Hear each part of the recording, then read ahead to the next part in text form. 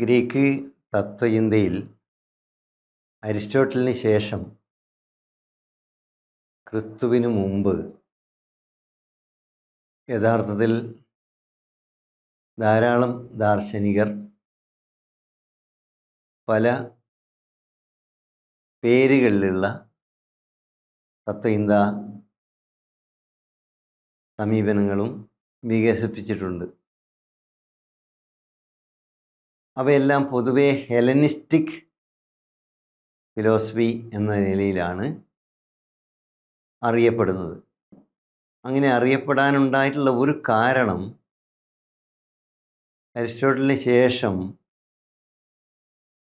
പ്രത്യേകിച്ച് അലക്സാണ്ടറെ തുടർന്ന് ഉള്ള ഒരു കാലത്ത് അലക്സാണ്ടർ ചക്രവർത്തിയും അദ്ദേഹത്തിൻ്റെ സഞ്ചാരങ്ങളുമൊക്കെ ആയി ബന്ധപ്പെട്ട് വികസിച്ച യാത്രകൾ ആയിരുന്നു. അങ്ങനെ ഗ്രീസ് എന്നത് പുറം ലോകത്തേക്ക് വ്യാപിച്ച സന്ദർഭത്തിൽ പൊതുവെ ഗ്രീക്ക് ചിന്തകരിൽ നിന്നുണ്ടായിട്ടുള്ള തത്വചിന്ത ഉൾപ്പെടെയുള്ള സാഹിത്യം ഉൾപ്പെടെയുള്ള ആഖ്യാനങ്ങളെ ഹെലനിസ്റ്റിക് ചിന്തകൾ എന്ന നിലയിലാണ് പൊതുവെ അറിയപ്പെടാൻ തുടങ്ങിയത്. അതിൽ തത്വചിന്തയിൽ സ്റ്റോയിക്കുകളുണ്ട്, സിനിക്കുകളുണ്ട്, സ്കെപ്റ്റിക്കുകളുണ്ട്, അങ്ങനെ വിവിധങ്ങളായിട്ടുള്ള നിലപാടുകൾ സ്വീകരിച്ചിട്ടുള്ള ചിന്തകർ ഉണ്ടായിരുന്നു. അതിൽ പലതും സ്കൂളുകളായി പ്രത്യേക വൈജ്ഞാനിക ശാഖകൾ എന്ന രീതിയിൽ തന്നെ പ്രവർത്തിക്കുകയും നിലനിൽക്കുകയും ഒക്കെ ചെയ്തതായി നമുക്ക് കാണാൻ പറ്റും. അതേസമയം ഇന്ന് തത്വചിന്തയുടെ 16ാമത്തെ എപ്പിസോഡിൽ ഞാൻ അവതരിപ്പിക്കാൻ ഉദ്ദേശിക്കുന്നത് എപ്പിക്യൂറസിൻ്റെ ചിന്തകൾ ആണ്. കാരണം എപ്പിക്യൂറസ് യഥാർത്ഥത്തിൽ വലിയ രീതിയിൽ തെറ്റിദ്ധരിക്കപ്പെട്ടിട്ടുള്ള, വലിയ രീതിയിൽ ദുർവ്യാഖ്യാനങ്ങൾക്ക് വിധേയമായിട്ടുള്ള ഒരു ദാർശനികൻ കൂടിയാണ്. നമ്മളിന്ന് പൊതുവെ എപ്പിക്യൂറിയൻ എന്ന് പറയുന്നത് നമ്മുടെ ഇന്ത്യൻ തത്വചിന്തയിൽ ചാർവാകൻ എന്ന് പറയുന്ന രീതിയിലാണ്. ചാർവാകൻ എന്ന് പറയുമ്പം ചാരുവാകൻ എന്ന നിലയിൽ സന്തോഷം അല്ലെങ്കിൽ സുഖം എന്ന ഒരേ ഒരു കാര്യത്തിന് വേണ്ടി വാദിച്ച ഒരാൾ എന്ന നിലയിലാണ്. തീർച്ചയായും അത്തരം ഒരു വാദം അതിൽ അന്തർഭവിച്ചിട്ടുണ്ട്. പക്ഷേ അത് അനിവാര്യമായി മനുഷ്യൻ അനുഭവിക്കേണ്ട സുഖം ആയിരുന്നു എന്നുള്ളത് നമുക്ക് ഇന്ന് തിരിച്ചറിയാൻ കഴിയുന്നുണ്ട്. അതേ നിലയിലാണ് യഥാർത്ഥത്തിൽ എപ്പിക്യൂറിയൻ എന്ന പ്രയോഗം ഇപ്പോഴ് ആളുകൾ അതൊരു തരത്തിലുള്ള ഇകഴ്ത്തലായി പലപ്പോഴും ഉപയോഗിച്ച് വരുന്നത്. കാരണം തിന്ന് കുടിച്ച് സുഖിച്ച് കൂത്താടുന്ന ഒരു ദാർശനിക സമീപനം എന്ന നിലയിൽ വ്യാഖ്യാനിക്കുന്ന സമീപനങ്ങൾ നമുക്ക് കാണാൻ പറ്റും. അക്കാദമിക പുസ്തകങ്ങളിൽ പോലും വളരെ അപകടകരമായ രീതിയിൽ എപ്പിക്യൂറസിനെയും എപ്പിക്യൂറിയൻ ചിന്തകളെയും അവതരിപ്പിക്കുന്നുണ്ട് എന്നുള്ളത് ഒരു യാഥാർത്ഥ്യമാണ്. അതേസമയം നമ്മൾ എപ്പിക്യൂറസിനെ കുറിച്ച് ചിന്തിക്കുമ്പോൾ ഈ അരിസ്റ്റോട്ടലിന് ശേഷം ഉണ്ടായിട്ടുള്ള, പ്രത്യേകിച്ച് ഈ ക്രിസ്തുവിന് മുമ്പ് എന്നുള്ളത് ഒരു വലിയൊരു അടയാളമാണ്. കാരണം ക്രിസ്തുവിന് ശേഷം ഉണ്ടായിട്ടുള്ള തത്വചിന്തകൾ മിക്കവാറും ക്രിസ്തു മതവുമായി ചേർന്ന് പല രീതിയിലും പോകുന്നതാണ് ദീർഘകാലം. അത് തീർച്ചയായും അടുത്ത അധ്യായം മുതൽ അതിലേക്ക് പ്രവേശിക്കുമെന്നുള്ളതുകൊണ്ട് അതിലേക്ക് ഞാൻ ഈ സന്ദർഭത്തിൽ കടക്കുന്നില്ല. മറിച്ച് നമ്മൾ ക്രിസ്തുവിന് മുമ്പുള്ള കാലഘട്ടത്തിലെ അരിസ്റ്റോട്ടലിന് ശേഷമുള്ള ഗ്രീക്ക് ചിന്തകളിലെ വളരെ പ്രബലമായ ഒരു ദാർശനിക ധാര യഥാർത്ഥത്തിൽ എപ്പിക്യൂറസിൽ നിന്നുണ്ടായതാണ് എന്ന് കാണാൻ പറ്റും. അതുകൊണ്ട് തന്നെ ആയിരിക്കണം കാൾ മാർക്സ് അദ്ദേഹത്തിൻ്റെ ഡോക്ടറൽ ഡെസർട്ടേഷന് വേണ്ടി PhDക്ക് തയ്യാറാക്കിയ പ്രബന്ധത്തിൻ്റെ വിഷയം ആയി ഡെമോക്രിറ്റസിൻ്റെയും എപ്പിക്യൂറസിൻ്റെയും ചിന്തകളുടെ സാദൃശ്യ പഠനം നടത്തിയിട്ടുണ്ടാവുക. കാരണം നമ്മളിപ്പോൾ ഒരു രണ്ട് ചിന്തകരെ സാദൃശ്യ പഠനത്തിന് വിധേയമാക്കുന്നത് രണ്ട് ചിന്തകളും തമ്മിൽ പല രീതിയിലും പൊരുത്തവും അതേസമയം സൂക്ഷ്മമായ വായനയിൽ, അന്വേഷണത്തിൽ, വിശകലനത്തിൽ വ്യത്യാസവും കാണാൻ കഴിയുമ്പോഴാണ്. അങ്ങനെ ഒരു ഹൈപ്പോത്തിസിസ് അല്ലെങ്കിൽ അങ്ങനെ ഒരു പരികൽപ്പന മാർക്സിന് അദ്ദേഹത്തിൻ്റെ പഠനങ്ങൾക്ക് ഭാഗമായി ഉണ്ടായതുകൊണ്ടായിരിക്കണം സ്വാഭാവികമായി ഇത്തരമൊരു വിഷയം അദ്ദേഹം തിരഞ്ഞെടുത്തിട്ടുണ്ടാവുക. മാർക്സ് എപ്പിക്യൂറസിനെ യഥാർത്ഥത്തിൽ ഡെമോക്രറ്റിസുമായി സാദൃശ്യപ്പെടുത്തി, ഡെമോക്രറ്റിസുമായി ബന്ധപ്പെട്ട പല കാര്യങ്ങളും നേരത്തെ ഞാൻ അവതരണങ്ങളിൽ പറഞ്ഞിട്ടുണ്ട് എന്നുള്ളത് കൊണ്ട് അതിലേക്ക് ഈ സന്ദർഭത്തിൽ പോകുന്നില്ല. എപ്പിക്യൂറസിനെ സംബന്ധിച്ച് മാർക്സ് പറയുന്ന ഒരു കാര്യം വളരെ പ്രധാനപ്പെട്ടത് തന്നെയാണ്. അതിലേക്ക് വരുന്നതിന് മുമ്പ് എപ്പിക്യൂറസ് യഥാർത്ഥത്തിൽ തത്വചിന്തയിൽ ഏത് രീതിയിലാണ് പ്രാധാന്യം അർഹിക്കുന്നത് എന്ന് സൂചിപ്പിക്കാം. കാരണം തത്വചിന്ത എന്നുള്ളത് ഞാൻ ആദ്യമേ സൂചിപ്പിച്ചിട്ടുള്ളതുപോലെ സത്താശാസ്ത്രപരമായിട്ടുള്ള അന്വേഷണങ്ങൾ ഒരു വശത്ത്, ജ്ഞാനസമ്പാദനവുമായി, അറിവ് സമ്പാദനവുമായി ബന്ധപ്പെട്ടുള്ള അന്വേഷണങ്ങളും അപഗ്രഥനങ്ങളും മറ്റൊരു വശത്ത്, ഇതിനെല്ലാം പുറമെ നമ്മുടെ നൈതിക ജീവിതവുമായി ബന്ധപ്പെട്ടുള്ള നീതിയെ സംബന്ധിക്കുന്ന എത്തിക്കലായിട്ടുള്ള പാഠങ്ങളുടെ ഉൽപ്പാദനവുമായി ബന്ധപ്പെട്ടുള്ള വളരെ പ്രബലമായ ഒരു പങ്ക്, ഇത് മൂന്നും തത്വചിന്തയെ സംബന്ധിച്ചിടത്തോളം അനിവാര്യമായി മിക്കവാറും എല്ലാ കാലത്തും നിർവഹിച്ചിട്ടുള്ളതാണ്. അത് ഓരോ കാലത്തും ഓരോ കാലത്തിൻ്റെ സവിശേഷമായ സാഹചര്യങ്ങൾക്കകത്ത് നിന്നാണ് തീർച്ചയായും ഉണ്ടായിട്ടുള്ളത്. അതിൻ്റെ സാധ്യതയും അതിൻ്റെ പരിമിതിയും തീർച്ചയായും നമുക്ക് ഓരോ തത്വചിന്തയിലും കാണാം. ഓരോ കാലത്തും ഒരു വേൾഡ് വ്യൂ എന്ന് നമ്മൾ പറയുന്ന, ലോകവീക്ഷണം എന്ന് പറയാവുന്ന തരത്തിൽ തത്വചിന്തയിലെ ചില പ്രബല ധാരകൾ ഉയർന്നു വരുന്നു എന്നുള്ളത് വളരെ പ്രധാനപ്പെട്ട ഒരു കാര്യമാണ്. ഏത് കാലത്തെ നമ്മൾ എടുത്തു കഴിഞ്ഞാലും ആ കാലത്തെ ഒരു ലോകവീക്ഷണം ഉണ്ടാക്കിയെടുക്കുന്നതിൽ തത്വചിന്ത വഹിക്കുന്ന പങ്ക് വളരെ വലുതാണ്. തീർച്ചയായും മതങ്ങൾക്ക് ഒരു പങ്കുമില്ല എന്ന അർത്ഥത്തിലല്ല ഞാൻ പറയുന്നത്. മതങ്ങൾക്ക് അതിൻ്റേതായ പങ്ക് പല സന്ദർഭത്തിലും വഹിച്ചിട്ടുണ്ട്. പക്ഷേ മതങ്ങൾ വഹിക്കുന്നതിൽ വ്യത്യസ്തമായ ഒരു പങ്കാണ് തത്വചിന്ത എക്കാലത്തും നിർവഹിച്ചിട്ടുള്ളതെന്ന് നമുക്ക് കാണാം. അപ്പോൾ അതുകൊണ്ട് ഇവിടെ എപ്പിക്യൂറസ് തത്വചിന്താപരമായി, സത്താശാസ്ത്രപരമായി ലോകത്തെ, പ്രകൃതിയെ വിവരിക്കാൻ അദ്ദേഹം ആ കാലത്ത് സ്വീകരിക്കുന്ന ഭൗതികവാദപരമായ ഒരു സമീപനമാണ് യഥാർത്ഥത്തിൽ മാർക്സിനെ ആകർഷിച്ചത്. കാരണം അദ്ദേഹത്തിന് മുമ്പ് തന്നെ ഭൗതികവാദപരമായിട്ടുള്ള അന്വേഷണങ്ങൾ ഗ്രീക്കിൽ ഡെമോക്രിറ്റസ് ഉൾപ്പെടെ മറ്റു പല ദാർശനികരും നടത്തിയിട്ടുണ്ട്. അതേസമയം അതിൽ നിന്നൊക്കെ വ്യത്യസ്തമായി അണുവാദത്തെ ഒരു പ്രത്യേക രീതിയിൽ വിശദീകരിക്കാൻ എപ്പിക്യൂറസിന് സാധിച്ചു എന്നുള്ളതാണ് അതിലെ സവിശേഷ സ്വഭാവമായി മാർക്സ് നിരീക്ഷിക്കുന്നത്. കാരണം അണുവാദം എന്നുള്ളത് നമുക്കറിയാവുന്നതുപോലെ ലോകം പരമമായി എങ്ങനെ നിർമ്മിക്കപ്പെടുന്നു, അല്ലെങ്കിൽ പരമമായി അതിൻ്റെ യൂണിറ്റ് എന്താണ്, എന്തുകൊണ്ടാണ് ഈ ലോകം നിർമ്മിക്കപ്പെടുന്നത് അല്ലെങ്കിൽ രൂപപ്പെടുന്നത് എന്ന അന്വേഷണത്തിൽ, അതിൽ നിങ്ങളും ഞാനും ഈ പ്രകൃതിയും ഇതിൻ്റെ അന്തരീക്ഷവും എല്ലാം ഉൾക്കൊള്ളും.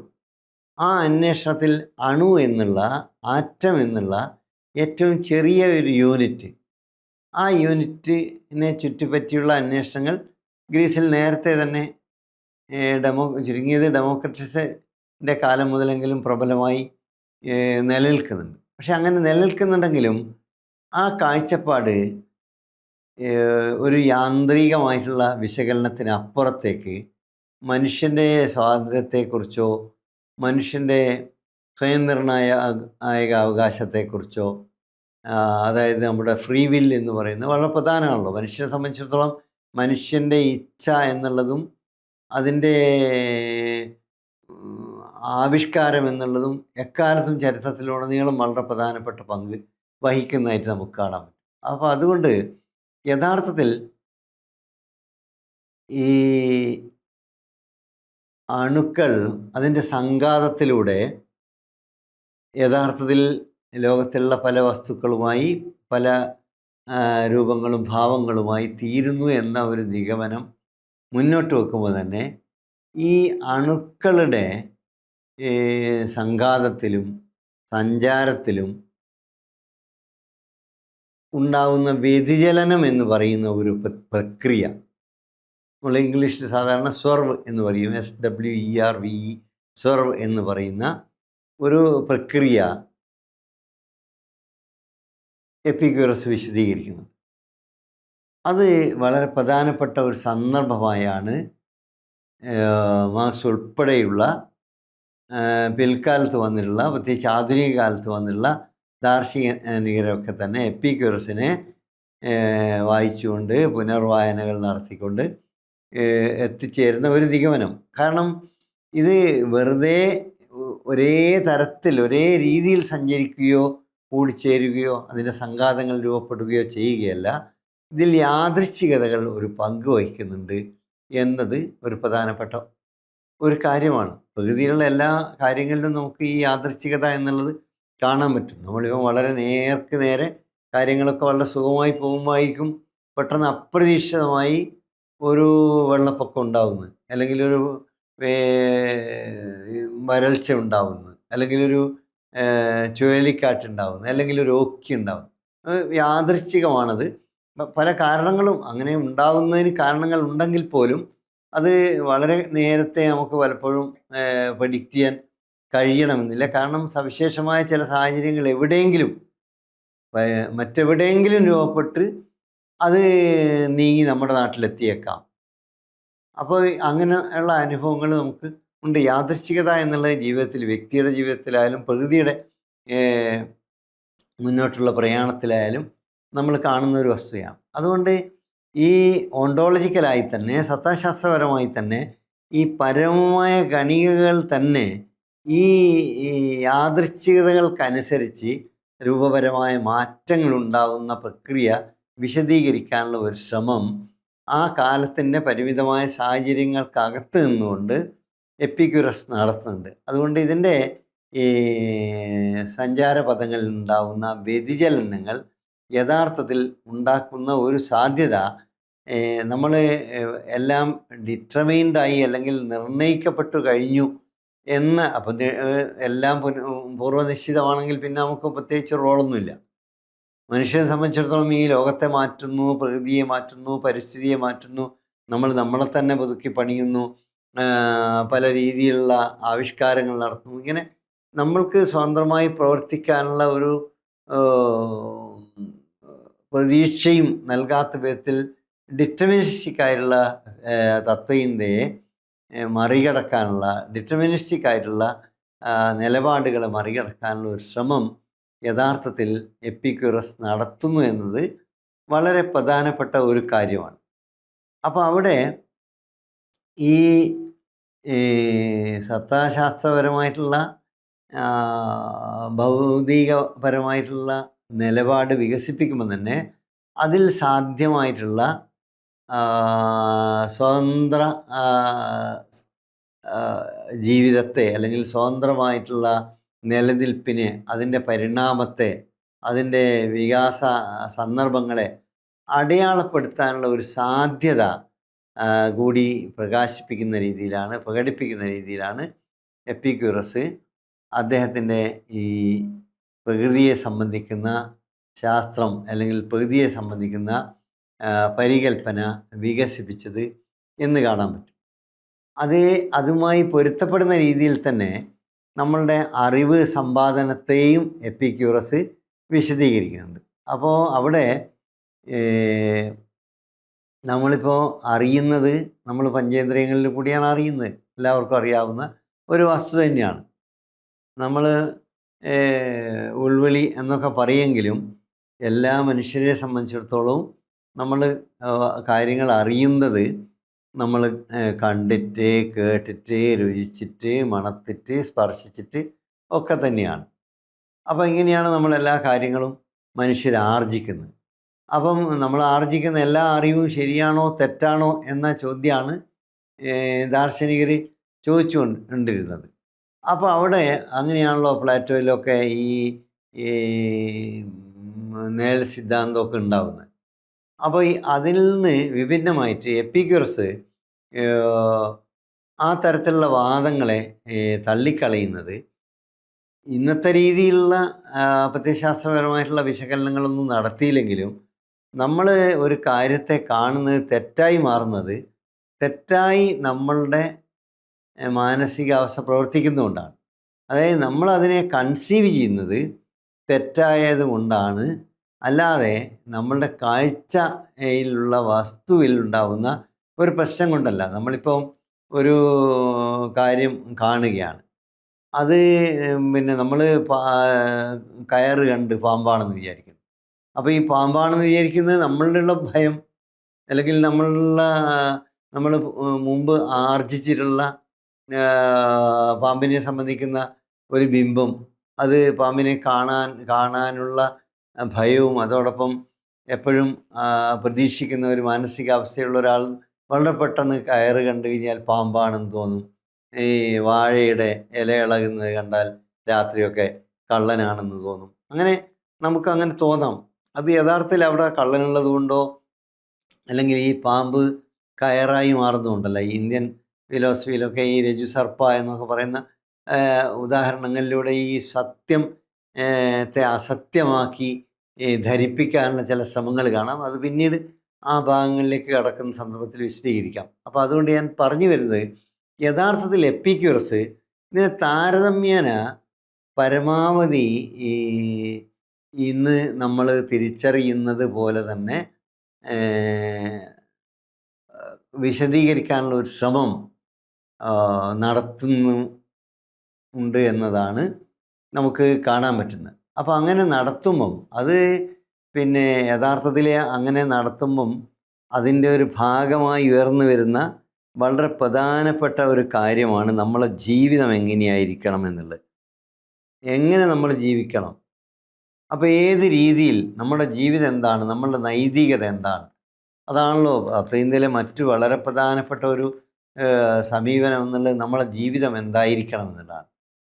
അവിടെ മനുഷ്യനുൾപ്പെടെ പ്രകൃതിയിലുള്ള സർവവും അണുക്കളാലാണ്. അണു എന്ന് പറയുന്നത് നമ്മളിപ്പോൾ ഇപ്പോഴും നമ്മൾക്ക് അൾട്ടിമേറ്റ് നമ്മൾ പറയുന്നത് നമ്മുടെ ശരീരത്തിൽ DNA ഉണ്ട്, RNA ഉണ്ട്. അതിപ്പോൾ ഡൗൺലോഡ് വരെ ചെയ്യുന്ന രീതിയിൽ ഈ ടെക്നോളജി വളർന്നു കഴിഞ്ഞിട്ടുണ്ട് അല്ലേ. ലൈഫ് സയൻസ് എന്നുള്ളത് വളരെ വളരെ എക്സ്പാൻഡ് ചെയ്ത് കഴിഞ്ഞ ഒരു കാലത്താണ് നമ്മൾ ജീവിക്കുന്നത്. അപ്പം ഈ RNA DNA എന്നൊക്കെ പറയുന്നത് നമ്മൾ അൾട്ടിമേറ്റ് ആയിട്ടുള്ള അതിലുള്ള ക്രോമസോമുകൾ, അതിന് അത്തരം കാര്യങ്ങളൊക്കെ ഇന്നിപ്പോൾ സാധാരണ ഒരു സ്കൂൾ തലത്തിൽ പോലും പഠിക്കപ്പെടുന്ന അല്ലെങ്കിൽ പഠിച്ചുകൊണ്ടിരിക്കുന്ന ഒരു കാര്യമാണ്. പക്ഷേ അതൊക്കെ തന്നെ എത്ര കാലം പഠിക്കും എന്നുള്ള സംശയം, അത് മറ്റൊരു വശമാണ്. പുതിയ വിദ്യാഭ്യാസമൊക്കെയായി ബന്ധപ്പെട്ടുള്ള വേറൊരു വിഷയമാണത്. യഥാർത്ഥത്തിൽ നമ്മൾ ഒരു മനുഷ്യൻ എന്നുള്ളത് നമ്മൾ ശാസ്ത്രീയമായി നോക്കിക്കഴിഞ്ഞാൽ മനുഷ്യൻ ഉൾപ്പെടെയുള്ള എല്ലാ വസ്തുക്കളും ഈ രീതിയിൽ ഭൗതികമായിട്ടുള്ള ഒരു അപ്പോൾ വെറും ഭൗതികമാണോ, ഒരു ഒറ്റ വെള്ളവും കുറേ മിനറൽസും ആണോ എന്ന് നമുക്ക് വേണമെങ്കിൽ ചോദിക്കാം. അത് മാത്രമല്ല, നമ്മൾ ജീവനുള്ള മനുഷ്യൻ എന്ന് പറഞ്ഞു കഴിഞ്ഞാൽ നമ്മൾ ജൈവികമായ ലോകത്തിലേക്ക് പ്രവേശിച്ചു കഴിഞ്ഞാൽ സവിശേഷമായ സ്വഭാവം നമുക്കുണ്ട്, സവിശേഷമായ അസ്തിത്വം നമുക്കുണ്ട്. പക്ഷെ എപ്പിക്യൂറസ് പറയുന്നത് നമ്മൾ മരിക്കുന്നത് വരെ നമ്മളായി നിലനിൽക്കുന്നു. നമ്മൾ മരിച്ചു കഴിഞ്ഞാൽ നമ്മളല്ല എന്നാണ്. നിങ്ങൾ അല്ലെങ്കിൽ ഞാൻ നിലനിൽക്കുന്നു. We are existing as far as we are alive. നമ്മൾ ജീവിച്ചിരിക്കുന്ന കാലത്തോളം നമ്മൾ എക്സിസ്റ്റ് ചെയ്യുന്നു. മരിച്ചു കഴിഞ്ഞാൽ എപ്പിക്യൂറസ് പറയുന്നത് we are no more, I am no more, or you will be no more. നിങ്ങളോ ഞാനോ ഉണ്ടാവില്ല. അവിടെ നമ്മളുടെ ആറ്റമൊക്കെ വിഘടിച്ച് ശിഥിലമായി അത് മറ്റൊരു ലോകമായി പോവുകയാണ് ചെയ്യുന്നത്. അത് മറ്റൊരു രീതിയിലേക്ക് വിന്യസിക്കപ്പെടുകയാണ് ചെയ്യുന്നത്. അപ്പോൾ നമ്മൾ എന്തുകൊണ്ടാണോ ഉണ്ടായത്, നിലനിൽക്കുന്നത്, അത് തകർന്നു പോകുന്നതോടുകൂടി നമ്മളില്ല പിന്നെ എന്നാണ് എപ്പിക്യൂറസ് പറഞ്ഞത്. അപ്പം ഇപ്പം നിങ്ങൾ ജീവിച്ചിരിക്കുമ്പോൾ നിങ്ങൾ അതുകൊണ്ട് മരണത്തെക്കുറിച്ച് ആലോചിച്ച് ബുദ്ധിമുട്ടേണ്ട ആവശ്യമില്ല. അതാണ് ഇദ്ദേഹത്തിൻ്റെ ഒരു പ്രധാനപ്പെട്ട ഒരു വാദം. അത് കാരണം നമ്മളെ ജീവിതം എന്നുള്ളത് സുഖകരമായി ജീവിക്കുക എന്നാണ്. അതുകൊണ്ടാണ് ഇത് സുഖവാദമെന്നും അതുപോലെ സന്തോഷവാദം എന്നൊക്കെയുള്ള രീതിയിൽ ചിത്രീകരിക്കുന്നത്. അതുകൊണ്ടാണ് എപ്പിക്യൂറിയനിസം എന്നുള്ളതിന് ഈ രീതിയിലുള്ള ഒരു വ്യാഖ്യാനം വന്നിട്ടുള്ളത്. പക്ഷേ അദ്ദേഹം പറയുന്നത്, എപ്പിക്യൂറസ് പറയുന്നത്, നമ്മൾ സുഖകരമായി ജീവിക്കുക, അത് രണ്ട് തരത്തിൽ ഉള്ള സുഖം എന്നുള്ളത്, ഒന്ന് ശാരീരികമായിട്ടുള്ള ഒരു സുഖം, അത് വളരെ പ്രധാനപ്പെട്ടാണല്ലോ. നമ്മൾ ശാരീരികമായിട്ടുള്ള സുഖം എന്നുള്ളത് ശരീരത്തിന് സുഖം കിട്ടുക എന്ന അർത്ഥത്തിൽ തന്നെയാണ്. അപ്പോൾ അത് ശാരീരികമായി സുഖം കിട്ടണമെങ്കിൽ അട്രാക്സിയ എന്ന ഒരു വാക്കാണ് അവിടെ ഉപയോഗിക്കുന്നത്. അട്രാക്സിയ എന്നുള്ളത് ഗ്രീക്ക് പദം കൊണ്ട് ഉദ്ദേശിക്കുന്നത് മെൻ്റൽ പീസാണ്. അതുപോലെ തന്നെ അപ്പോഡിയ എന്ന് പറയുന്ന ഒരു പദമാണ്, ഗ്രീക്ക് പദമാണ് എപ്പിക്യൂറസ് ഉപയോഗിക്കുന്നത്. നമ്മളെ മാനസികമായ സുഖവും ശാരീരികമായ സുഖവും വേർതിരിച്ച് പറയാൻ വേണ്ടി ഈ രണ്ട് വാക്കുകളാണ്. അത് അട്രാക്സിയ എന്നുള്ളത് മൈൻഡുമായി ബന്ധപ്പെടുന്ന, മെൻ്റലി നമ്മൾ സുഖം അനുഭവിക്കുന്നതുമായി ബന്ധപ്പെട്ടുള്ള കാര്യങ്ങൾ വിശദീകരിക്കാൻ വേണ്ടിയാണ്. അപ്പോണിയ എന്നുള്ളത് നമ്മളെ ശാരീരികമായി ബന്ധപ്പെട്ടുള്ള സുഖത്തെക്കുറിച്ച് വിശദീകരിക്കുന്നതിന് വേണ്ടി ഉപയോഗിക്കുന്ന ഈ പദങ്ങൾ വലിയ ഈ സന്ദർഭത്തിൽ അനിവാര്യമൊന്നുമല്ല. അത് ഞാൻ യാദൃശ്യമായി സൂചിപ്പിച്ചു എന്ന് മാത്രമേ ഉള്ളൂ. രണ്ട് കാര്യമാണ് ഇവിടെ പറയുന്നത്. ഒന്ന്, നമ്മൾ ശരീരത്തിന് സുഖമാണ്. ശരീരത്തിന് സുഖമാണെങ്കിൽ ശരീരത്തിന് വിഷമമില്ലാത്ത, ശരീരത്തിന് അസുഖമില്ലാത്ത, ശരീരത്തിന് ബുദ്ധിമുട്ടില്ലാത്ത അവസ്ഥ നമ്മൾ ഉണ്ടാക്കണം. അതായത് നമ്മളെ ബോഡി എന്നുള്ളത് എപ്പോഴും ഹെൽത്തിയായി നിലനിൽക്കണം. അതിനെന്താണോ വേണ്ടത് ആ കാര്യങ്ങൾ നമ്മൾ ചെയ്തുകൊണ്ടിരിക്കണം. അത് ഒരു അനിവാര്യമായി, അതിപ്പോൾ ആരെ സംബന്ധിച്ചിടത്തോളം യാഥാർത്ഥ്യമാണല്ലോ. നമ്മൾ ഫിസിക്കലി നമ്മൾ സൗണ്ട് ആവുക എന്നുള്ളത്, ശാരീരികമായി ഹെൽത്തി ആവുക എന്നുള്ളത് നമ്മളെ സംബന്ധിച്ചിടത്തോളം വളരെ പ്രധാനപ്പെട്ട, ഏത് മനുഷ്യനെ സംബന്ധിച്ചിടത്തോളം വളരെ പ്രധാനപ്പെട്ട ഒരു കാര്യമാണ്. അതുപോലെ തന്നെയാണ് നമ്മളെ മാനസികമായ ആരോഗ്യം എന്നുള്ളത്. മാനസികമായ ആരോഗ്യം, അല്ലെങ്കിൽ മാനസികമായി നമ്മൾ ഹെൽത്തി ആവണമെങ്കിൽ, മെൻ്റലി ഹെൽത്തി ആവണമെങ്കിൽ നമുക്ക് ദുഃഖം പാടില്ല. അപ്പം ദുഃഖമില്ലാതിരിക്കുക എന്നുള്ളത്, അപ്പോൾ അവിടെയാണ് നമ്മളുടെ ഉപഭോഗവുമായി ബന്ധപ്പെട്ടും നമ്മളുടെ ആഗ്രഹവുമായി ബന്ധപ്പെട്ടും ഒക്കെയുള്ള പ്രശ്നങ്ങൾ. ശാരീരികമായ കാര്യങ്ങളെക്കുറിച്ച് കൂടുതൽ വിശദീകരിക്കേണ്ട കാര്യമില്ല, നമുക്ക് എളുപ്പം ആർക്കും മനസ്സിലാവും. നമ്മൾ കാലിടിച്ചു പോകാണ്ട് സൂക്ഷിക്കണം, നമ്മൾ പിന്നെ മൂക്കിൽ തട്ടാതെ സൂക്ഷിക്കണം, മൂക്ക് അടയാതെ സൂക്ഷിക്കണം, ചെവി അടയാതെ സൂക്ഷിക്കണം. ഇങ്ങനെ നമ്മൾ ശരീരവുമായി ബന്ധപ്പെട്ട കാര്യങ്ങൾ നമുക്ക് പ്രത്യേകിച്ച് ഒരു പഠനം ഇല്ലാതെ തന്നെ ഒരു വ്യക്തി സ്വയം തന്നെ ക്രമീകരിച്ചു കൊണ്ടിരിക്കും. അതേസമയം മാനസികമായിട്ടുള്ള സംഭവങ്ങൾ നമ്മൾ മാത്രം തീരുമാനിക്കുന്നതല്ല, അത് പല ഘടകങ്ങൾ ചേർന്നാണ്. അപ്പോൾ അതുകൊണ്ട് തന്നെ മെൻ്റലി നമ്മൾ സമാധാനപരമായ ഒരു അന്തരീക്ഷം, അല്ലെങ്കിൽ പീസ്ഫുള്ളായ ഒരു അന്തരീക്ഷം ഉണ്ടാവണമെങ്കിൽ അത് നമ്മൾ സ്വയം തന്നെ ഒരു വലിയ പരിധിവരെ ഉണ്ടാക്കേണ്ടതാണ് എന്നാണ് എപ്പിക്യൂറസ് കാണുന്നത്. കാരണം നമ്മൾ യഥാർത്ഥത്തിൽ നമുക്ക് സുഖത്തിനും സന്തോഷത്തിനും ആവശ്യമുള്ള ഒരുപാട് സംഗതികളുണ്ടാവും. പക്ഷേ അങ്ങനെ ആവശ്യമുള്ള ചില സംഗതികൾ ദീർഘകാലത്തേക്കുള്ള, അല്ലെങ്കിൽ നമ്മളെ ജീവിതത്തിലുടനീളമുള്ള സുഖത്തിന് വേണ്ടി നമുക്ക് സപ്പോർട്ട് ചെയ്യുന്നതായിരിക്കണം, അല്ലെങ്കിൽ ആ രീതിയിൽ നമുക്ക് ഉപകരിക്കുന്നതായിരിക്കണം. ഇപ്പോൾ ഇമീഡിയറ്റായിട്ട് നമുക്ക് ഭയങ്കര സന്തോഷം കിട്ടുന്ന ഒരു കാര്യമുണ്ട്. അങ്ങനെ ഒരു സന്തോഷത്തിലേക്ക് നമ്മൾ വഴുതി വീണാൽ പിന്നീടുള്ള കാലം മുഴുവൻ നമുക്ക് ദുഃഖമായിരിക്കും. അത് വളരെ പ്രധാനപ്പെട്ട ഒരു പോയിൻ്റായി എപ്പിക്യൂറസ് പറയുന്നുണ്ട്. ഇപ്പം നമ്മളിപ്പോൾ ആലോചിച്ച് നോക്കിക്കഴിഞ്ഞാൽ, നമ്മളിപ്പം എന്തെങ്കിലും അമിതമായ രീതിയിൽ ശരീരത്തിന് ദോഷം വരുന്ന ഒരു ലഹരി ഒരാൾ ഉപയോഗിച്ചു, ഒരു രാസലഹരി ഉപയോഗിച്ചു.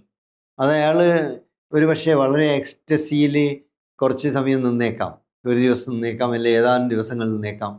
പക്ഷേ ആ എക്സ്റ്റസി എന്നുള്ളത്, ആ പറയുന്ന ഉന്മാദം എന്നുള്ളത് അയാളെ എവിടെ കൊണ്ടെത്തിക്കുമെന്ന് വെച്ചാൽ ജീവിതകാലം മുഴുവൻ അയാൾക്ക് സന്തോഷം ഉണ്ടാവില്ല എന്ന് മാത്രമല്ല, വലിയ ദുഃഖത്തിലേക്ക്, വലിയ വേവലാതിയിലേക്ക് അയാൾ നയിക്കപ്പെട്ടേക്കും.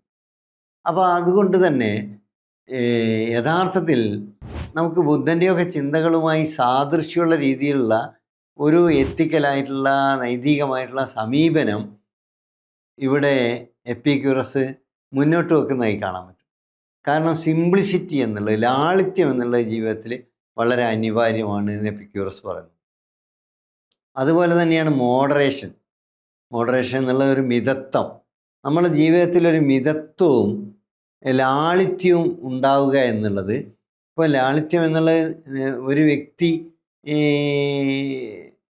എത്രത്തോളം ലാളിത്യം പ്രകടിപ്പിക്കുന്നോ അത് അദ്ദേഹത്തിന് തന്നെ കൂടുതൽ സന്തോഷം ലഭിക്കും. ഇപ്പോൾ ഈ ലാളിത്യമൊക്കെ ഉപേക്ഷിച്ച് വേറൊരു രീതിയിലേക്ക്, ഒരു രൗദ്രഭാവത്തിലേക്ക് ഒരാൾ മാറുമ്പോൾ അത് അയാളിൽ തന്നെ ഉണ്ടാക്കുന്ന, ഇന്നിപ്പോൾ സയൻറ്റിഫിക്കായിട്ട് തന്നെ അതിനെപ്പറ്റിയൊക്കെ പഠനങ്ങൾ നടന്നു കഴിഞ്ഞിട്ടുള്ള, ബോഡിയിൽ ഉണ്ടാക്കുന്ന എൻസൈമുകൾ, അതുണ്ടാക്കുന്ന ഇഷ്യൂസ്, ബോഡിലി ആയിട്ട് മെൻ്റലി ആയിട്ട് ഒക്കെ ഉണ്ടാക്കുന്ന പ്രശ്നങ്ങളൊക്കെ ഇന്നിപ്പോൾ ഏതാണ്ട് പഠിക്കപ്പെട്ട് കഴിഞ്ഞിട്ടുണ്ട്. അപ്പോൾ എപ്പിക്യൂറസ് അന്ന് തന്നെ പറയുന്നത്, നമ്മളെ സംബന്ധിച്ചിടത്തോളം നമ്മളൊരു ജീവിതത്തിലൊരു ലാളിത്യം എന്നുള്ള ഓരോ മനുഷ്യനും അത് പരിശീലിക്കേണ്ടത് തന്നെയാണ്. കാരണം നമ്മളിപ്പോൾ ജീവിക്കുന്നു എന്നുള്ള ഒരു വ്യക്തി എപ്പോഴും ജീവിക്കുന്നത്, എപ്പിക്യൂറസ് ഇത് എഴുതുന്ന കാലത്തും ഇന്നിപ്പോൾ എൻ്റെ ഈ അവതരണം നടക്കുന്ന കാലത്തും ഒക്കെ നമ്മൾ ജീവിക്കുന്നത് ഒരു കുടുംബത്തിനകത്ത് ഒരാൾ ഒറ്റയ്ക്ക് ജനിച്ച് വീഴുന്നില്ലല്ലോ. ഒരു അമ്മ അല്ലെങ്കിൽ അച്ഛൻ, അതുപോലുള്ള ആളുകൾ, സംവിധാനങ്ങൾ ഇതിനകത്താണ്. അപ്പോൾ ഈ വ്യവസ്ഥക്കകത്ത് ഈ ലാളിത്യം എന്നുള്ളത് യഥാർത്ഥത്തിൽ വളരെ പ്രാധാന്യത്തോടുകൂടി നിലനിർത്തുകയാണെങ്കിൽ അത് വളരെ മനുഷ്യനെ സംബന്ധിച്ചിടത്തോളം, വ്യക്തിയെ സംബന്ധിച്ചിടത്തോളം അത് ഈ സുഖം എന്ന അവസ്ഥ, സന്തോഷം എന്ന് പറയുന്ന അവസ്ഥ താൽക്കാലികമാവുന്നതിന് പകരം അത് ദീർഘകാലം നിലനിൽക്കുന്ന ഒന്നായി മാറും. അതുപോലെ തന്നെയാണ് നമ്മുടെ ഈ മോഡറേഷൻ എന്നുള്ള, അല്ലെങ്കിൽ മിതത്വം എന്നുള്ളത്. നമ്മൾക്കിപ്പം എന്തും ആഗ്രഹിക്കാം. ഇപ്പം എപ്പിക്യൂറസ് എന്ന് പറയുന്നത് നമ്മൾക്ക് പല കാര്യങ്ങളും അനിവാര്യമാണ്. അപ്പോൾ ഈ അനിവാര്യമായൊരു വീട് എന്നുള്ളത് ഒരാളുടെ സംബന്ധിച്ചിടത്തോളം വീട് അനിവാര്യമാണ്. കുറേയും കൂടി സൗകര്യമുള്ള ഒരു വീട് എന്ന് പറഞ്ഞത് അത് അനിവാര്യമാണ് അല്ല.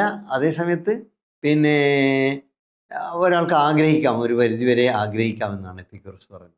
അതിനൊരു സാധ്യത, അയാൾക്ക് കുറച്ചുകൂടി മെച്ചപ്പെട്ട, കുറച്ചുകൂടി സൗകര്യങ്ങളുള്ള, ഇപ്പോൾ അയാളുടെ ടോയ്ലറ്റൊക്കെ പുറത്താണ്, അപ്പോൾ അകത്താക്കണം, ബെഡ്റൂമിലാക്കണം, രാത്രി പോകാൻ പറ്റും, ഇങ്ങനെ പല രീതിയിലും ആലോചിച്ച് കൂടുതൽ സൗകര്യങ്ങളെക്കുറിച്ച് ഒരു മനുഷ്യൻ ചിന്തിക്കുക എന്നുള്ള സ്വാഭാവികമാണ്. പക്ഷെ അതും വിട്ട് മനുഷ്യന് അതിനേക്കാൾ സുഭിക്ഷമായിട്ടുള്ള, അല്ലെങ്കിൽ അതിനേക്കാൾ ഗംഭീരമായിട്ടുള്ള ഒരു പാലസ് മോഹിക്കാം. തെറ്റൊന്നുമില്ല. തെറ്റുണ്ടോയെന്ന് ചോദിച്ചാൽ, അപ്പോൾ ഈ മോഹം എന്നുള്ള അതിരുകളില്ലാത്ത മോഹത്തെക്കുറിച്ച് ഉള്ളൊരു പ്രഭാഷണമായിരുന്നു യഥാർത്ഥത്തിൽ ബെർട്രൻഡ് റസ്സൽ അദ്ദേഹത്തിൻ്റെ ഈ ഡോക്ടറൽ പ്രഭാഷണത്തിൽ. ഡോക്ടറൽ പ്രഭാഷണം എന്നുള്ളത് നമ്മുടെ നാട്ടിലൊന്നും അങ്ങനെ ഇപ്പോൾ രീതിയില്ല. കൺഫർ ചെയ്യുന്ന ഡോക്ടറേറ്റ് ആണെങ്കിൽ വൈക്കം മുഹമ്മദ് ബഷീറൊക്കെ അങ്ങനെ ഡോക്ടറൽ പ്രഭാഷണം യൂണിവേഴ്സിറ്റിയിൽ നടത്തി അത് പുസ്തകമായി അച്ചടിച്ചൊക്കെ വന്നിട്ടുണ്ടല്ലോ. അങ്ങനെ വളരെ അപൂർവമായി സംഭവിക്കുന്നതാണ്. മറ്റ് ഈ ഡോക്ടറൽ പ്രഭാഷണങ്ങൾ അങ്ങനെ കാണാറില്ല. പക്ഷേ എൻ്റെ ഓർമ്മ ശരിയാണെങ്കിൽ ബെർട്രൻഡ് റസ്സലിൻ്റെ ഈ ഡോക്ടറൽ പ്രഭാഷണത്തിൽ ഈ അമിതമായ മോഹമുള്ള ഒരു രാജകുമാരനെ കുറിച്ചുള്ള കഥ അവതരിപ്പിക്കുന്നുണ്ട്. അപ്പം ഞാൻ സൂചിപ്പിക്കുന്നത്, അതിനെക്കുറിച്ച് എപ്പിക്യൂറസ് പറയുന്നത് അത് അൺനെസറി ആണെന്നാണ്, ആവശ്യമില്ലാത്തതാണ്, അനാവശ്യമാണ്. അപ്പോൾ അനാവശ്യമായ മോഹങ്ങളുടെ തള്ളിച്ചുണ്ടാവുമാണ് നാട്ടിലെ വലിയ രീതിയിലുള്ള സ്പർദ്ധ ഉണ്ടാവുന്നത്, വലിയ രീതിയിലുള്ള ചൂഷണം ഉണ്ടാവുന്നത്, കൊള്ളയുണ്ടാവുന്നത്, ഒരു ധാർമ്മികതയും ഒരു നീതിബോധവും ഇല്ലാതെ ആളുകൾ പ്രവർത്തിക്കുന്നത്, ധനസമാഹരണം നടത്തുന്നത് ഒക്കെ തീർച്ചയായും ആ രീതിയിലേക്ക് വരുമ്പോഴാണ്. അപ്പോൾ നമ്മളുടെ ആഗ്രഹങ്ങളെ പരിമിതപ്പെടുത്തണം. അതേസമയം നമുക്ക് നമ്മുടെ സന്തോഷത്തെ വിള്ളൽ തട്ടാതെ, നമ്മളെ സന്തോഷം എന്നുള്ളത്, നമ്മളെ ഹാപ്പിനെസ് എന്നുള്ളത്, നമ്മളെ സുഖം എന്നുള്ളത് ഒരു മനുഷ്യനെ സംബന്ധിച്ചിടത്തോളം മാനസികമായും ശാരീരികമായും അനിവാര്യമായ ഒന്നാണ്. അതുകൊണ്ട് അടുത്ത കാര്യമാണ് ഏറ്റവും പ്രധാനപ്പെട്ട ഒരു കാര്യം, അതുകൂടി പറഞ്ഞ് ഇന്നത്തെ ഈ എപ്പിക്യൂറസിനെ സംബന്ധിച്ചുള്ള ഈ ലഘുവായ അവതരണം ഞാൻ അവസാനിപ്പിക്കുകയാണ്. അവിടെ ഇദ്ദേഹം പറയുന്ന ഒരു പ്രധാനപ്പെട്ട ഒരു കാര്യം, നമ്മൾ ജീവിച്ചിരിക്കുമ്പോൾ ആണ് ജീവിച്ചിരിക്കുന്നത്. അതുകൊണ്ട് നമ്മൾ ജീവിച്ചിരിക്കുമ്പോൾ സുഖമായി മാനസികമായും ശാരീരികമായും ശരീരത്തിനെയും മനസ്സിനെയും സംരക്ഷിക്കാനുള്ള പ്രവർത്തനങ്ങൾ, മിതത്വം, ലാളിത്യം, സാമൂഹികമായ ബന്ധങ്ങൾ, ഇതൊക്കെ സൂക്ഷിച്ചുകൊണ്ട് ആ രീതിയിൽ ജീവിക്കുന്ന ഒരു അവസ്ഥ ഉണ്ടാവുക. നമ്മൾ ഭയപ്പെടാതിരിക്കുക എന്നുള്ളതാണ്. അതാണ് ഏറ്റവും പരമമായ ഒരു കാര്യം. നമ്മൾ എന്തിനു ഭയപ്പെടണം എന്നാണ് എപ്പിക്യൂറസ് ചോദിക്കുന്നത്. നമ്മളും മരണം എന്നുള്ളത് ഇറ്റ് ഈസ് ക്വയറ്റ് നെസറി. എങ്ങനെയാലും മരിക്കും, എല്ലാ മനുഷ്യരും മരിക്കും. മരിക്കുന്നതോടുകൂടി പിന്നെ നമ്മളില്ലല്ലോ, പിന്നെ നമ്മൾ അതിനെക്കുറിച്ച് എന്തിന് വേവലാതിപ്പെടുന്നു? മരണാനന്തരം എന്ന് പറഞ്ഞുള്ള ഒരു ഭയം സമൂഹത്തിൽ മരണവുമായി ബന്ധപ്പെട്ട 2 തരം ഭയമാണ്. ഒന്ന് മരിച്ചു പോകുമല്ലോ എന്നാലോചിച്ചിട്ടാണ്. മരിച്ചു പോയപ്പോൾ അത് ആർക്കും പറയാൻ പറ്റില്ല, യാദൃശ്ചികമായി സംഭവിക്കുന്നതാണ്. മരിച്ചു പോകും, മരിക്കാതിരിക്കാൻ നമ്മൾ ചികിത്സിക്കുന്നു അല്ലെങ്കിൽ മറ്റ് സംഭവങ്ങൾ ചെയ്യുന്നു, അത് ഇറ്റ് ഈസ് ഓക്കെ. പക്ഷെ അതിനപ്പുറത്ത് മരിച്ചു പോകും എന്ന് വിചാരിച്ച് വേവലാതിപ്പെടുന്നത് ഒരു വശത്തും, മരണാനന്തരം എന്ത് സംഭവിക്കുമെന്ന് നിരന്തരം ആലോചിച്ച് വേവലാതിപ്പെട്ട് അതുമായി ബന്ധപ്പെട്ടിട്ടുള്ള ആലോചനകളിലും അന്വേഷണങ്ങളിലും വഴിപാടുകളിലും ആരാധനകളിലും ഒക്കെ നിരന്തരം മുഴുകി മനുഷ്യർ അവരുടെ യഥാർത്ഥമായിട്ടുള്ള ആഹ്ലാദങ്ങളെ, യഥാർത്ഥമായിട്ടുള്ള സുഖജീവിതത്തെ മാറ്റിവെക്കുന്നതിനോട് കടുത്ത വിയോജിപ്പാണ് എപ്പിക്യൂറസ് പ്രകാശിപ്പിക്കുന്നത്. കാരണം അത് നമ്മളുടെ ഈ ലോകത്തെ നമുക്ക് യഥാർത്ഥത്തിൽ നല്ല സുഖത്തിൽ ജീവിക്കാനുള്ള ഒരു ലോകമായി സങ്കല്പിക്കാനും ആ രീതിയിൽ പണിയാനുമുള്ള അവസരം ഇല്ലാതാക്കുമെന്നതാണ്. വളരെ ദീർഘവീക്ഷണത്തോടു കൂടിയുള്ള ഒരു നിലപാടാണ് അവിടെ അവതരിപ്പിക്കുന്നത്. കാരണം നമ്മളിങ്ങനെ ഈ മരണാനന്തരം ഓർത്തുകൊണ്ട് ദൈവങ്ങളെക്കുറിച്ച് പറയുമ്പോൾ യഥാർത്ഥത്തിൽ ഈ ഭൗതികപരമായ അദ്ദേഹത്തിൻ്റെ നിലപാടിൽ, അദ്ദേഹത്തിൻ്റെ അവതരണങ്ങളിൽ ദൈവത്തിന് വലിയ സ്ഥാനമൊന്നുമില്ല. പക്ഷേ ദൈവങ്ങളില്ല എന്നൊന്നും എപ്പിക്യൂറസ് പറയുന്നില്ല.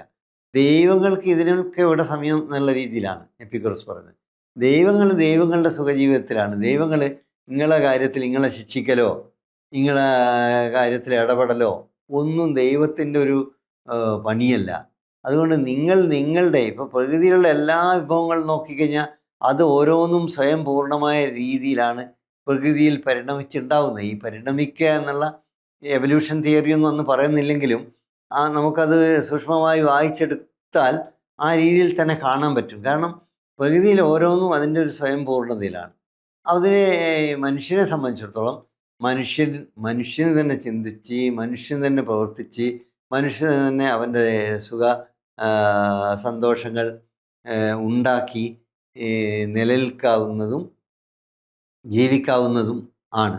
അതുകൊണ്ട് തീർച്ചയായും എപ്പിക്യൂറസ് പറയുന്നത്, നിങ്ങൾ ഈ മരണാനന്തരം ആലോചിച്ചും മരണത്തെക്കുറിച്ച് ആലോചിച്ചും ജീവിക്കേണ്ട ആവശ്യമില്ല. അത് നിങ്ങളെ സന്തോഷം കെടുത്തിക്കളയും. അങ്ങനെ സന്തോഷം കെടുത്തേണ്ട യാതൊരു ആവശ്യവും ഇല്ല എന്നാണ് പറയുന്നത്. അപ്പോൾ അതുകൊണ്ട് ഡോണ്ട് ഫിയർ ഡെത്ത് എന്നുള്ള ഒരു വളരെ പ്രധാനപ്പെട്ട ഒരു സന്ദേശം ഈ എപ്പിക്യൂറസിൻ്റെ ഭൗതികവാദപരമായ ആറ്റോമിസത്തിൻ്റെ ഭാഗമായി, സിദ്ധാന്തത്തിൻ്റെ ഭാഗമായി അദ്ദേഹം മുന്നോട്ട് വെക്കുന്നുണ്ട്. എന്നാൽ ഇത് പലരും തെറ്റിദ്ധരിക്കുന്നത് പോലെ അല്ലെങ്കിൽ ദുർവ്യാഖ്യാനം ചെയ്യുന്നത് പോലെ നൈതികതയില്ലാത്ത അർമാദിക്കാനുള്ള ഒരു തത്വചിന്തയായല്ല ഒരിക്കലും അദ്ദേഹം. ഇപ്പം ബുദ്ധനിൽ ദൈവമില്ലല്ലോ. ഈ ബുദ്ധൻ എന്ന് പറയുന്ന ഇന്ത്യയിലെ തത്വചിന്തക്ക് ആരംഭം കുറിച്ചുള്ള ബുദ്ധൻ എന്ന് പറയുന്ന ഒരു ബുദ്ധനിൽ നിന്ന് പോകുന്നതല്ല ഉണ്ടോ. അതുകൊണ്ടാണ് ഞാൻ പറഞ്ഞത് വലിയൊരു ചിന്താധാരയാണല്ലോ. അപ്പോൾ ആ ഒരു ധാരക്ക് തുടക്കം കുറിച്ചുള്ള ബുദ്ധൻ്റെ ചിന്തയിൽ യഥാർത്ഥത്തിൽ ദൈവം ഇല്ലെങ്കിലും നൈതികത എന്ന് പറയുന്നത്, ധർമ്മം എന്നുള്ളത്, ധമ്മ എന്നുള്ള പാലി ഭാഷയിൽ പറയുന്നതും ധർമ്മം എന്ന് പിന്നീട് പറയുന്നതുമായിട്ടുള്ള ഒരു നീതിബോധമുണ്ട്. അതുപോലെ തന്നെ ഇവിടെ നീതിബോധം എന്നുള്ളത് നമ്മുടെ വ്യക്തിയുടെയും സമൂഹത്തിൻ്റെയും ഉത്തരവാദിത്തമാവുന്ന രീതിയിൽ നമ്മുടെ ജീവിതത്തെ ചിട്ടപ്പെടുത്തുന്ന, ക്രമീകരിക്കുന്ന, ലാളിത്യത്തിൻ്റെയും മിതത്വത്തിൻ്റെയും ഒക്കെ ഒരു പരിസരം സജ്ജമാക്കുക എന്നുള്ളതാണ്.